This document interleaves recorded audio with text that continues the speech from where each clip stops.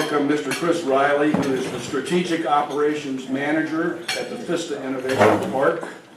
If you'll look on your back of your program, you will see a biography of Chris. He had 23 years of service in the Army, and his focus was on operations management, logistics, and transportation management.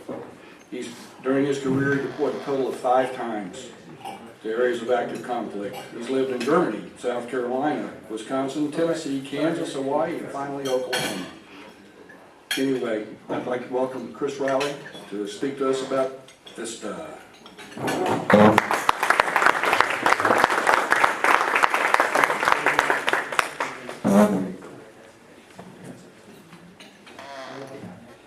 All right, good afternoon.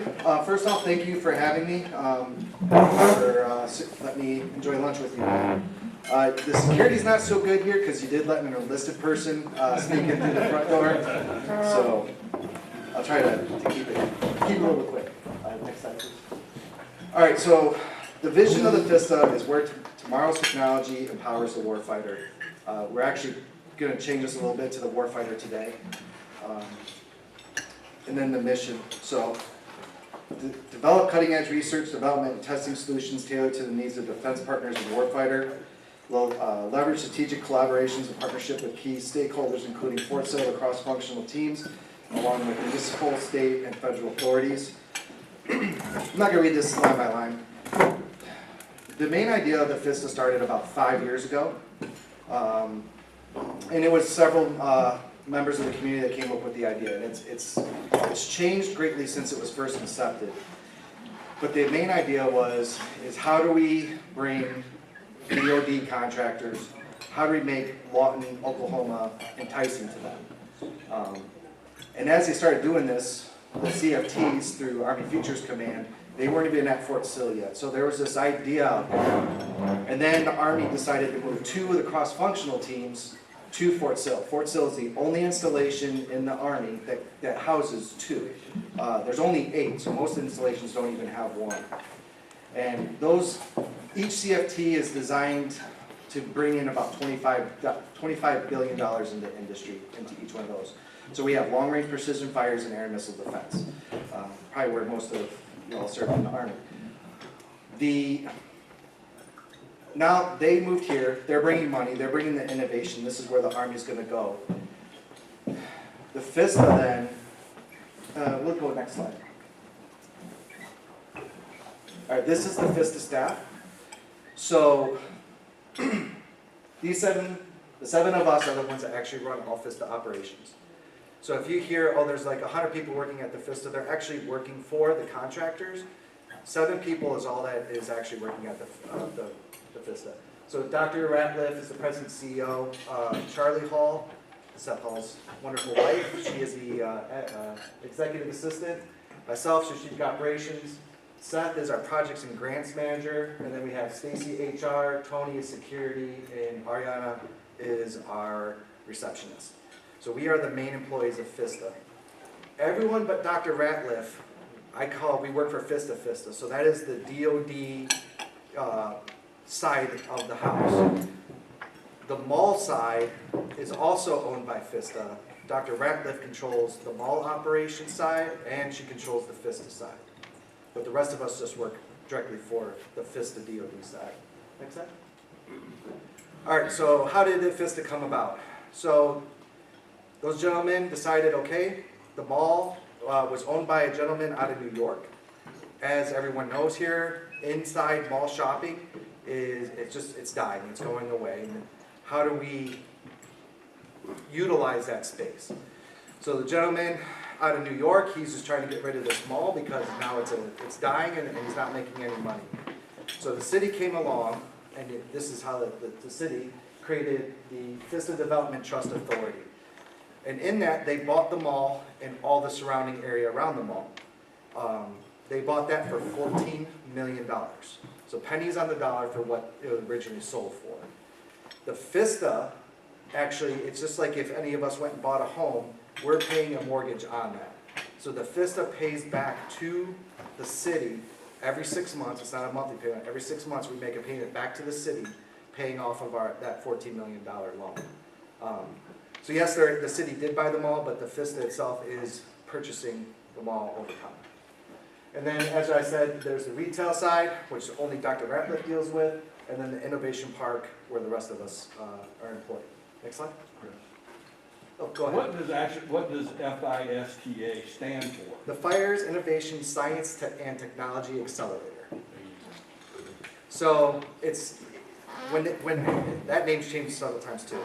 And going back to, okay, we're the home of field artillery, or fires now, right? Fire Center of Excellence. They came back and said, well, we need a term that we can kind of pull from, FISTER. So, FISTA, FISTER, that's kind of where they landed on that one. All right, so here's the paradigm shift. We're currently, we all work out of the old Sears. If you haven't had a time to come down and take a tour, we do give tours. We have VIP dates where you can come down and see the area. It doesn't, you wouldn't even think you're walking into a mall. The first time I walked in there, it blew my mind. It's a completely modern LED lighting. We have TV screens everywhere, displays. It looks like a high-end industry park is actually what it is. So we had an initial phase build out 1.1, and that was for 10 tenants, and that was standardized office spaces that we now lease to, they're fully leased, to companies. A lot of those companies are building out in the rest of our space, but some of them, like Northrop Grumman had over 30 employees here in the Lawton area. When COVID hit, they shut down all operations. Well, Northrop Grumman is now coming back into the Fort Sill because of, we have the CFTs, and they are beginning their operations now out of the FISTA. So they have 3-time full employees, they lease one of our spaces, and as they gain more government contracts, become programs of record, they'll build out in the FISTA footprint for anything that's here. The former Dillard's is also empty. We are a partner with Dynetics, which is a Leidos company. They are bringing a new air defense system, there you go, air defense system to market. They don't have space in Huntsville, Alabama, where a lot of that industry is now currently located. So that program of record is moving here to Lawton Fort Sill. That's over 250 jobs of high-tech manufacturing that'll be housed out of the Dillards. And we're looking probably another 2 years or so before that's fully functioning and up and running. But that's going to be a huge economic impact to the local area. Next slide. All right, we already talked to the CFTs. Next slide.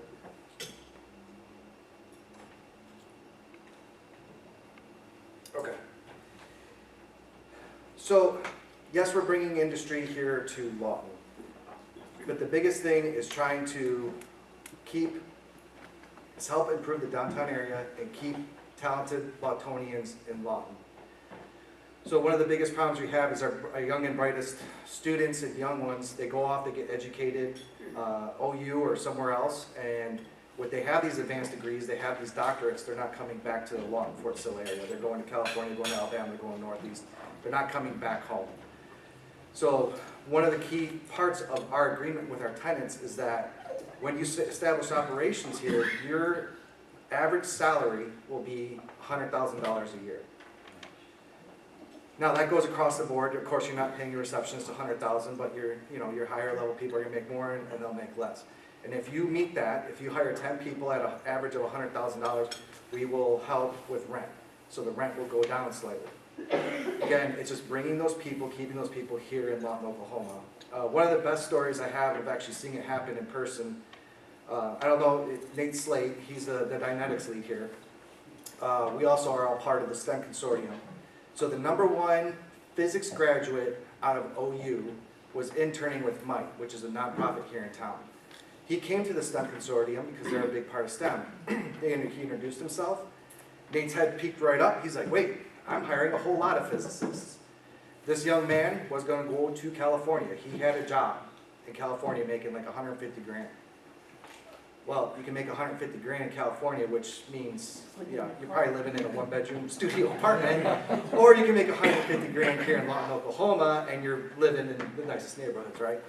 So he did. They introduced each other. They started a partnership, internship right there on that day. And that young gentleman, when he graduates this year, will be coming back to work for Dynetics right in Lawton, Oklahoma. So it's really interesting getting to see it happen in person as we expand. Now, going through the slide, you can see we're very education. We are, what used to be the old Navy is going to be a STEM and makerspace. So the FISTA we have the FISTA Foundation, we have the FISTA Trust. The FISTA Trust is the nonprofit side, or both are nonprofits, but our nonprofit community outreach side, and that's where our STEM program and everything we run out of.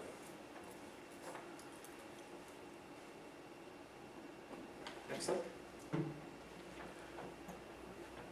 All right, right now, conservatively, we're anticipating 150 to 225 jobs by the end of 2025. Again, average salary of 100 grand. The main thing is, again, boosting the STEM involvement of the community, and that's through the FISTA and through any nonprofits in the area. It's getting, what we found out through the STEM Consortium is our elementary schools, the Lawton Public Elementary Schools, are phenomenal when it comes to STEM. When you move up to middle school, it gets a little looser, and when you get to high school, it's kind of abandoned, because guess what? You're picking your own courses, and if STEM's not in your main career field of interest, you just it goes by the wayside. That's where we, as the FISTA, are trying to layer and help the entire community. We're not focused, our STEM center will not be focused at the elementary and middle school layers. We are focused at the high school layer. So even if your main interest is not in the STEM field, or cyber warfare, which is kind of the main program that we'll have out of the FISTA, it still gives the children, the kids, a place to go and still learn those skills, even if it's not one of their main interests. So we're just trying to keep it available and open to the entire community. We foresee a generation of 275 service, retail, and other ancillary jobs. Of course, we're going to need more housekeeping, we're going to need more restaurants, we're going to need more stores. So that the FISTA is not pushing anyone out of the mall. They're just naturally leaving. And then we, as the FISTA, actually try to keep them here in town. So you saw like Old Navy, they moved out, but now they're over there by Target. So we're still trying to keep them here. Same thing with the Buckle. The mall's not the business plan for them anymore. As they're moving out, a new Thai restaurant is opening in the mall now. We brought in the Mexican restaurants in the mall. And then the theater, which has been dead now for years, we're a high-end theater operator is coming in. So it's going to be, right now they're looking, it'll have like a full bar, full restaurant and everything. So it's like the ones up in the city, you go sit down, recline, eat a meal, watch a movie, have a drink if you like. So we're starting to see those ancillary jobs move here as we're building up the different contractors, because that money base, of course, is now starting to generate. So we're starting to bring that in. And then we estimate over a $150 million impact into the downtown area within the next 2 years.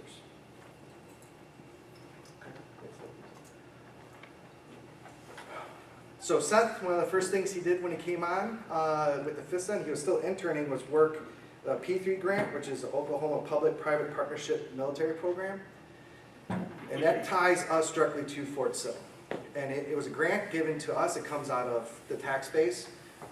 But within that, we got an additional $2.8 million going to STEM, and that is going to go directly into additive manufacturing.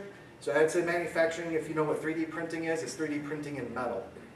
So the idea is, any of our companies that are partnered with us, and also have an incubator accelerator for very small companies, or someone who just has an idea of what they can make and make it better, they could be, as long as they're partnered with us, they get free use of this facility, and through the makerspace and our additive manufacturing, can prototype a part and take it to the Raytheon or the Leidos that are one of our partners, or they can take it directly to the one of the cross-functional teams and try to bring their product to market.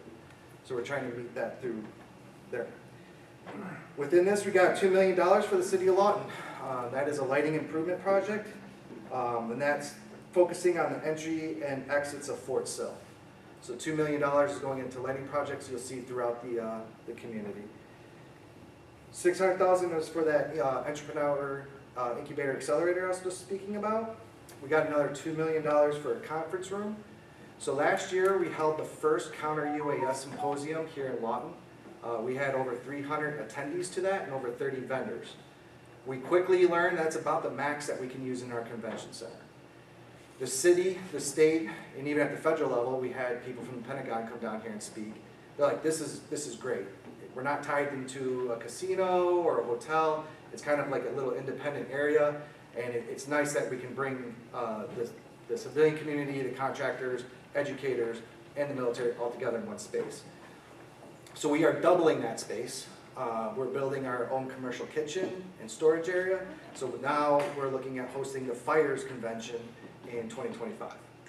So that'll be a big benefit. Apache Casino made $60,000 last year off of the Fires Convention, and neither the FA or ADA didn't make near that.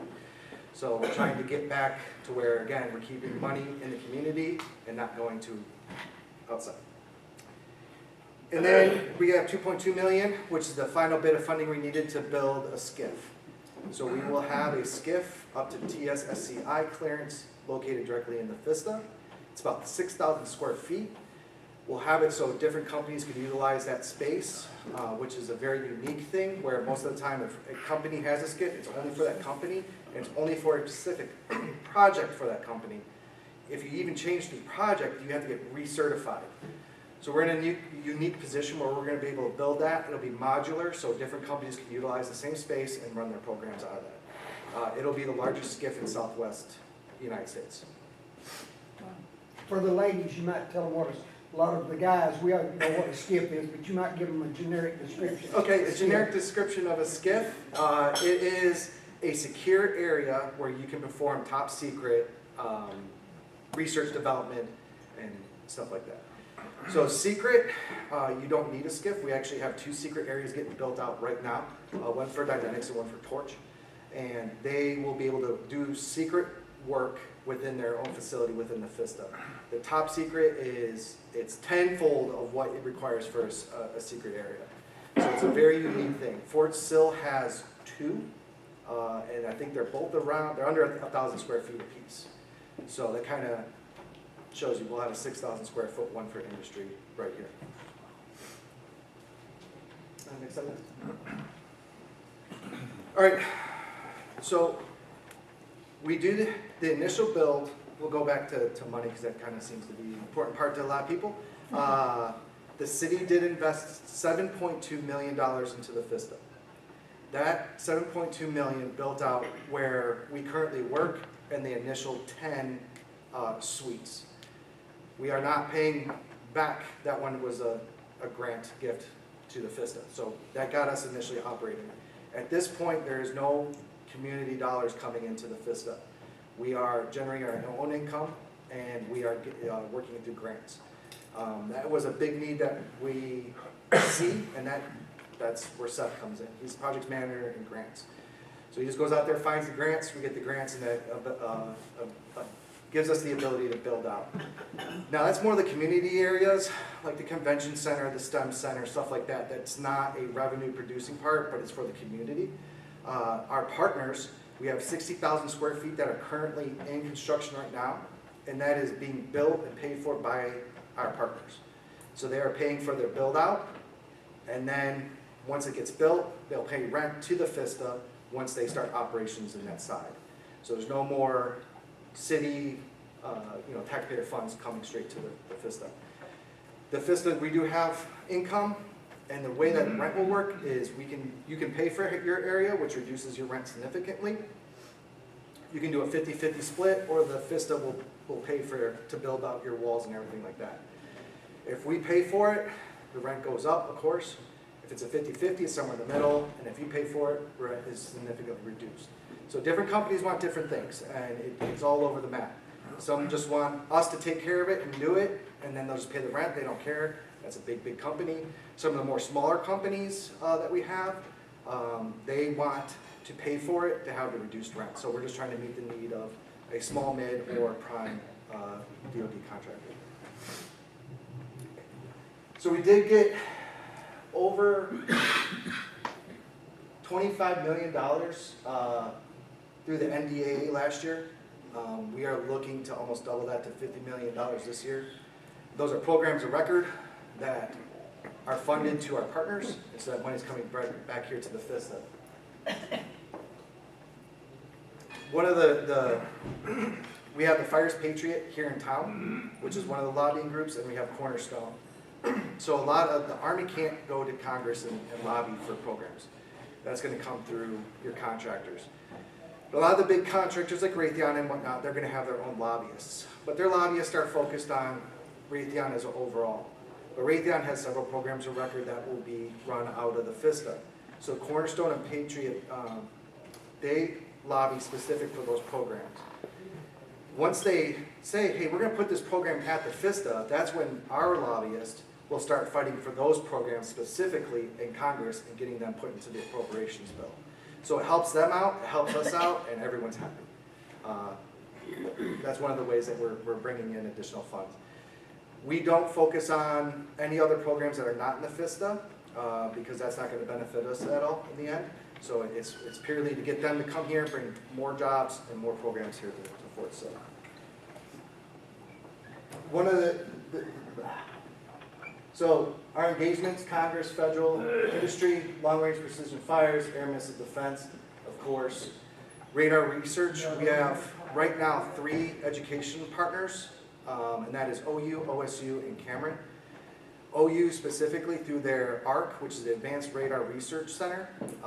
OU, of course everyone knows they got NOAA and up there, they are the weather school of the country, of the world really. So they went and developed several years ago the most advanced radar in the industry. They went and take it to the meteorologists and different companies. They didn't like it. It produces over 2 terabytes of data every single minute. And the data comes at them so fast and so detailed, they don't even know how to analyze it. So of course, the students that they have there, they're teaching them this new radar, and they're going to take it out to industry, but that's a long lead time to get that to go forward. So OU's sitting with this great technology and said, what do we do with it? And so they created the Oklahoma, it's their defense outreach. I'm sorry, I can't remember the acronym right now. But that is a part of OU, it's their DoD outreach arm. So ARC falls underneath OADI, and then they are now housed in the FISTA, and they are taking that technology, their lessons learned, and their radar, and their technology, and bringing that directly to the industry. So that huge lead time of having Raytheon, Dynetics, Camgian develop their own stuff is just gone. That technology is sitting right in your own footprint. OSU is huge in the counter UAS, so that's your unmanned aerial systems. So anything flying in the sky, I'm going to say group 1 through 3, and what that means is anything that's flying in the sky up to 55 pounds. They are one of the leading institutions in the nation in the counter, so being able to identify and defeat that specific threat, which is the leading threat coming into the military as a whole. It's not just the Army. So they are the counter. They're with one of our partners, Torch. So they're bringing their expertise to the fight. OU's bringing their expertise to the fight. Cameron is working a lot with developing education programs that will meet the needs of industry. So they can have programs where now they partnered with OU, so they have a 4-year engineering producing degree. You do your first 2 years at Cameron, then you move up to OU, you finish off your 2 years there, and we're making sure that those degrees are fitting within the profiles of our companies so they can get the education they need at a much more affordable rate and then have a job again back here in law enforcement. Next slide. All right, so again, the STEM lab, we will be focused on cyber, so cyber attacking and cyber defense. We had the space race with the Russians years ago. Well, the new space race is computer hacking. So what Dynetics' main research is called CEMA, Cyber Electromagnetic Activities, and that's being able to change atoms on an atomic level. And the idea is, if I have a computer system that I can change each atom individually once every 10th of a second, it's unhackable. If I don't know what my computer system looks like, you can't know what my computer system looks like. You can't get into it. So that is some of the secret research that will be conducted out of the FISTA. In looking at that, the way that the brain functions when you're dealing with high-level physics is kind of the same way that when you're hacking or defending a hack against a system. So we're actually mirroring our STEM center after another STEM center we went to up in the Northeast. And what they do is they'll have different events, but like one is called Hack a Port. So you go out to the main ports of the United States, you bring in the exact same technologies they're using in that port for security. We replicate that, we'll replicate it at the FISTA, and then you'll bring in a team of high school and college kids, and we tell them, hack this network. Oh, wow. So now industry is getting feedback like, hey, this is how our kids got into there, but it's finding those individuals that have a high aptitude for that, identifying them at the high school level, creating those internships with their companies, and being able to push them out on their educational journeys wherever they decide to go. But again, when they graduate, they're coming back home to law. We currently have $10 million budgeted for that. I did just mention we had more for the additive manufacturing, so the budget's a little bit bigger. So we'll land somewhere around $12 million when we're all said and done, just in the STEM center and the makerspace. Next slide. The next thing we have is the anechoic chamber. Anechoic chamber, best way to describe it is a 30-foot long by 10-foot long container, big thick metal, and it's filled with foam and spears on the inside. And when you shut that door, all sound and any interference from electronics or cell phones or anything is completely isolated. You have a completely clean environment to operate in. So industry uses this for anything, for cell phones, for earphones, headphones, anything like that. They can do testing in there. One of the big things is radar cross sections. So there's a lot of new things that are coming very rapidly to the battle space today. Ukraine is a perfect example of that. The techniques are changing monthly with new products coming in. What does that product look like on a radar? Well, we don't know. Nobody knows because it's brand new and just came to market. So when the radar does detect it, it just picks it up as a bird or it picks it up as a piece of debris or something like that. Well, no, it's a drone carrying a grenade with it. So the idea is we can bring in stuff that is brought down to different areas of the world, bring it right to our facility, and create a radar cross-section of that piece of equipment. That radar cross-section can then be given to the government, and we know, and we'll help our partners, hey, when you see this, this is actually what it is. And not just that, hey, you have a quadcopter coming in, you have a quadcopter that's got a grenade underneath it. Or you've got a quadcopter and it's got an RPG underneath it. It's that level of detail that we'll be able to generate and then give directly back to the Department of Defense. All right, next slide. All right, these are our current partners who are within the FISTA. We are 100%, like I said, of our built-out space is leased.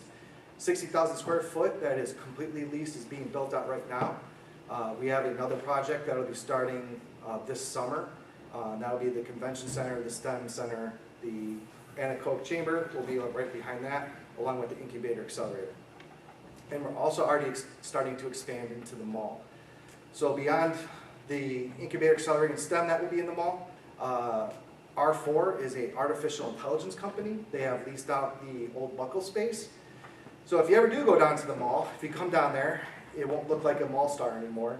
They've got normal business door, nice wood paneling going up. They'll have 2 big monitors up there and flashing signage and everything. And they'll be doing artificial intelligence research and development inside the old Buckle space.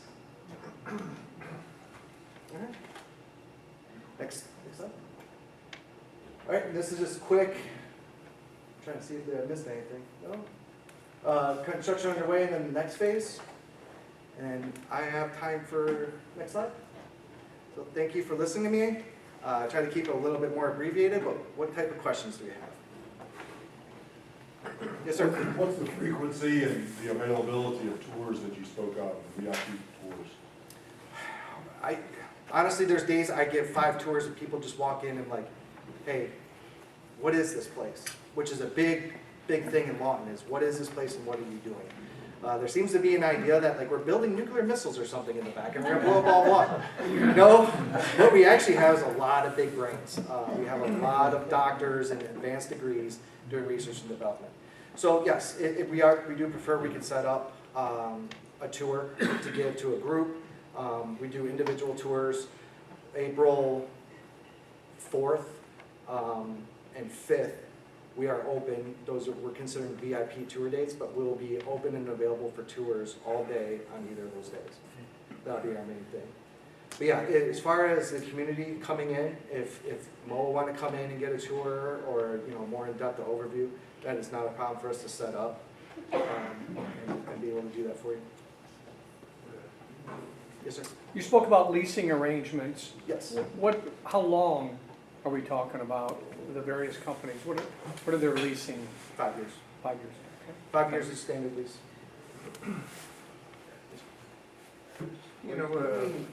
About 20 years ago, we tried to do some community, I'm sorry, go ahead. we were doing some community development and similar to what you are at a minuscule level. Our biggest impediment, though, was no advanced degree programs at Cameron, doctoral level. Are you running into any of that? I know you're partnered with OSU, I know we were too. Yes. That worked about as good as nothing, because you can't get those students down here interested in living here unless they work here for a while. So are you running into any problems there? Are you working with Cameron to try to get advanced programs here? So, yeah, Cameron's not in that business. Colonel retired Al Johnson is one of their VPs. He is on the FISTA board. So we are joined very closely with Cameron. Cameron's not trying to get into the advanced degree market. Where we are benefiting is we have industry already here.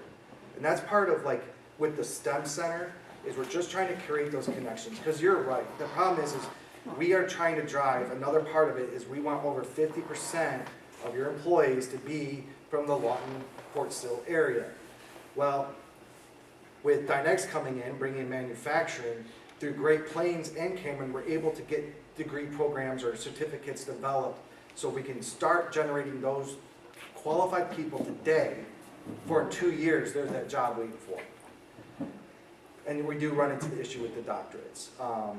But the idea with the STEM Center is creating a partnership with the industry from the very get-go, and I can follow them through high school and their college so they do come back here. And there is a challenge. So the challenge is we're in Lawton, Oklahoma, and then one of the interns that he will be staying here, but they are headquartered out of Huntsville, Alabama. He went to Huntsville, Alabama for his training to take his job here at Fort Sill, or at the FISTA. And then there's a whole bunch of 22, 23-year-olds with advanced degrees running around in Huntsville, Alabama, and they have a community that is catered to that. That just doesn't simply exist here in Lawton, Oklahoma. He did look at it and then said, okay, I can live in a 1-bedroom studio apartment and scrape by with 3 other dudes, or I can come back here to Lawton, Oklahoma and get my own home and live a certain life. So that is a challenge, 100% that is a challenge. The idea, again, we bringing in the theater, I know it's a small thing, there is, the community is bringing in another brewery down there on 2nd Street. So the downtown area, as we begin to move forward and that area gets developed, I think it won't be such a challenge, but it definitely is a challenge that is seen here today. And some of those advanced degrees will not come from the Lawton Fort Sill area, they will have to be brought in. But we are definitely working through the same issue that you did. Yeah. Any more? You mentioned 3D printing, and you mentioned some computer work. What's the split in your tenants on, are they doing, half light manufacturing in your facility and half computer work? Or is it favor one more than the other? I'm honestly, we're about 50-50.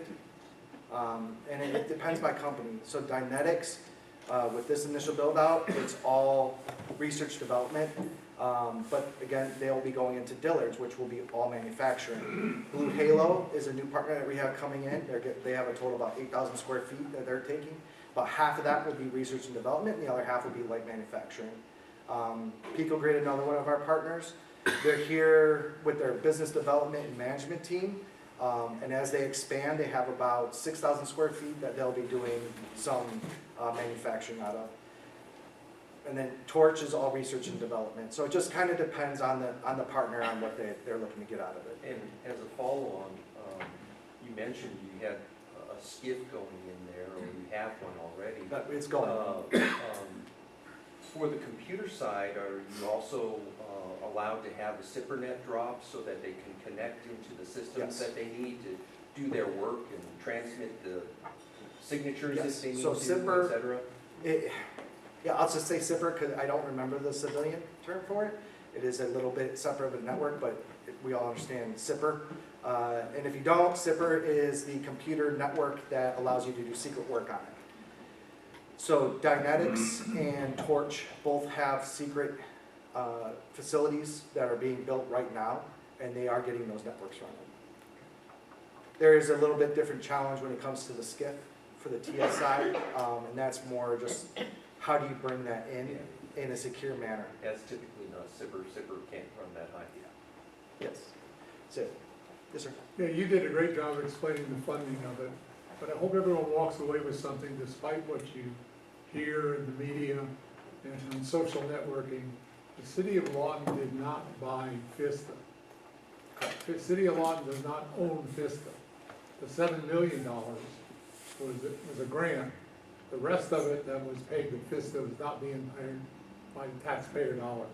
There's a misconception out there that the city bought the mall and the FISTA, and therefore we use tax dollars to do that, and that's not true. Yeah, so, and that's one of the biggest misconceptions is just, and I try to, Yeah, you did a hit good it from a job. couple of different areas. But yeah, so that money, it's just like a mortgage, right? Like we're paying back the money to the city. And the FISTA is that entire mall and out properties. And it'll change over time. Like JCPenney just released for another 5 years, so JCPenney's not going anywhere. That's gonna be there. Several of the other stores just signed 3-year leases. One of the challenges we come into, so if right now Sears is at the one end, we anchor it, and where we're doing our STEM center and the incubator accelerator and all that, that's slowly pushing out from FISTA Main into the mall area. So what we're trying to do is, as stores move or release, is kind of pod them into certain areas of the mall. So as we expand with companies, it'll all fit. So you'll have a couple contractors next door to each other in like a restaurant or a salon or something like that. So you're meeting, it kind of, when I explain it, a lot of people go, oh, it's like the Pentagon. Kind of. We want to be able to have entertainment there. We want to have food there. We want to have, you can go buy a new shirt, new tie. You can get your hair done on lunch, and you're not going everywhere. It's all just in that same FISTA Innovation Park. All right. Well, thank you. Okay, thanks, Chris.